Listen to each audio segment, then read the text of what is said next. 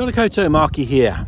It's blackberry season, my favourite time of year. I love blackberries, and eating blackberries just brings back sort of amazing childhood memories, because I lived not in the country as such. I lived in a village, a bit suburban, but there were fields, you know, just 2 minutes away, and we were always in the fields playing as kids, picking blackberries when it was blackberry season. So I thought it might be good to give a few tips on blackberry picking for those who maybe don't do it. Now I'm actually in the middle of London, and there's still blackberries here, so that's great. So first off, personally I don't pick blackberries that are too low down, because I figure that dogs might have pissed on them. It's probably not the end of the world if they have, but I don't like the idea of it. Now secondly, there are loads of different, so the blackberry plant, the bush, is known as the bramble. That's what it's actually called. The blackberry is the fruit, and you've got these very sharp thorns, so if you go blackberry, you're likely to get scratched to buggery. Also, be careful what you put your blackberries in, because they will kind of leak a little bit. They'll kind of get slightly battered, and the juice will, so like a carrier bag or something like that, you can find that the juice leaks out of it, and gets all over your clothes, and it will stain. Okay, so in terms of picking blackberries, obviously you're not going to be picking the red ones, but I say obviously, but not everybody knows that. Now sometimes, obviously, insects lay their eggs in blackberries, and sometimes they go overripe as well, as everything will do. So what I do is, when you pick, there should be, this is a good example, that's a nice one, it's nice and firm, but can you see I've got juices on my finger there. So this one has already gone a bit squidgy, which means it might be off. It means it might be a fly might have laid its eggs in it and basically penetrated the outside of it to lay the eggs. So I'm going to leave that one. Okay. Now these particular ones aren't the best blackberries. You get, I think, I can't remember if I said or not, there's about 50 different varieties of bramble. So these are quite small. There are bigger ones, but these are okay. I don't like the really small ones with the big bobbles, to use technical term. They're not usually very nice. If you pick blackberries, if you're picking a load to cook with, then it's good to kind of keep moving. And then you get lots of different blackberries from different bushes, and then you'll get a mixture of varieties. Some are sharper, some are sweeter, and if you blend them all together, it's really nice. So if you just pick from one bush, it's not so good. Now that one's got the same thing going on. It's leaky. Let's call that leaky. Okay. So what I'm trying to demonstrate for you is the kind of the pop that you get when you pick one that's just right. And that's leaky. It's just squidged in my hand. So I mean, I'm being super fussy. You don't have to be that fussy. Now that one looks quite good. No, leaking in my hands. That one leaking in my hands. So a lot of these are overripe. So a lot of them are underripe as well.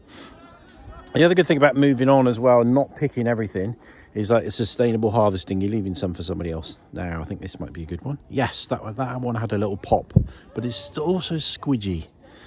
When they just fall off in your hands, that's another bad sign. So that's squidgy, too squidgy, all squidgy around here.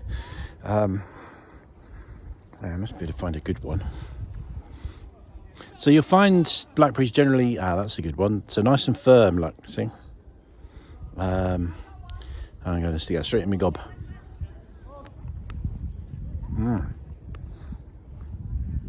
Nice, it's a sharp one. I like the sharp ones. I like all of them. That was another one, just kind of popped. But if they just fall off in a kind of way, I would just abandon those. But yeah, if you move on, don't stay too much in one place. Don't kind of, saturate, don't try and pick every blackberry from a single bit of bush. Leave some for other blackberry pickers and for wildlife, because all sorts of creatures will feed on these. When you return from your blackberry picking expedition, I'm just sticking these straight in my mouth, you'll find you have picked the odd one that's still got little red bits on it. That one's Yeah, that one's not so good. I'm going to get rid of that one. And you think, oh, I never picked any red ones, but you'll find that there are red ones in in your bag. I don't know how that happens really. I think it's because they're red on one side and not on the other. That's okay. If a few red ones, if you're cooking in the mix, it's not a problem. But obviously, just don't deliberately pick red ones because they're underripe. That's a good one. Oh, look, that one's, you know, slightly underripe almost because you pick the stalk there. That happens when you pick in lots as well. Make sure you remove that because you don't want that in your stewed blackberry and apple or whatever you're going to do. So cooking, a bit of sugar. They go great with apple, obviously, blackberry and apple.